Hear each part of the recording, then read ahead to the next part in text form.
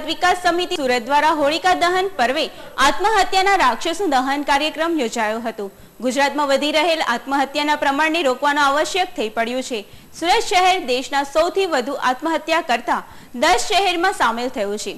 એવા સમયે વધુમાં વધુ લોકોમાં પોતાના જીવન પ્રત્યે જાગૃતિ આવે તે માટે પૂણા ગામ ખાતે ગુજરાત વિકાસ સમિતિ દ્વારા આત્મહત્યાના રાક્ષસનું દહન કરી લોકોને પોતાની જિંદગી જીવવા યુવાનો અને મહિલાઓ પાસે શ્રીફળ નંખાવી संकल्प लेवडाव्यो हतो कि जिंदगी एक जंग छे, जिंदा है तो जीत जाएंगे।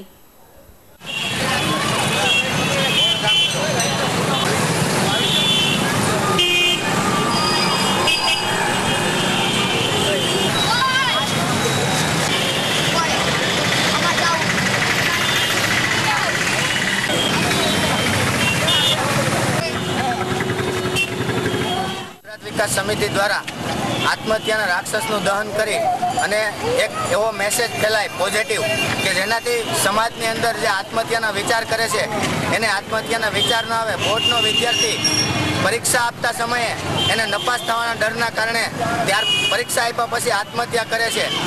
બોર્ડના વિદ્યાર્થીને વિનંતી છે કે એની જીવનની છેલ્લી પરીક્ષા બોર્ડની નથી હોતી, એ પછી એને ઘણું બધું સંઘર્ષ કરવાનું હોય છે અને બિલ ગેટ્સ જેવા વ્યક્તિઓ બોર્ડની પરીક્ષા ન આપી છતાં પણ એવો સફળ છે, વિશ્વનો ધનવાન વ્યક્તિ છે।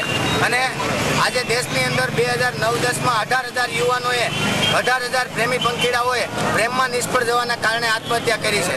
તો આવા જે યુવાનો છે એ દેશ માટે સમર્પિત થાય, પોતાના સમાજ માટે અને રાષ્ટ્ર માટે સમર્પિત થાય।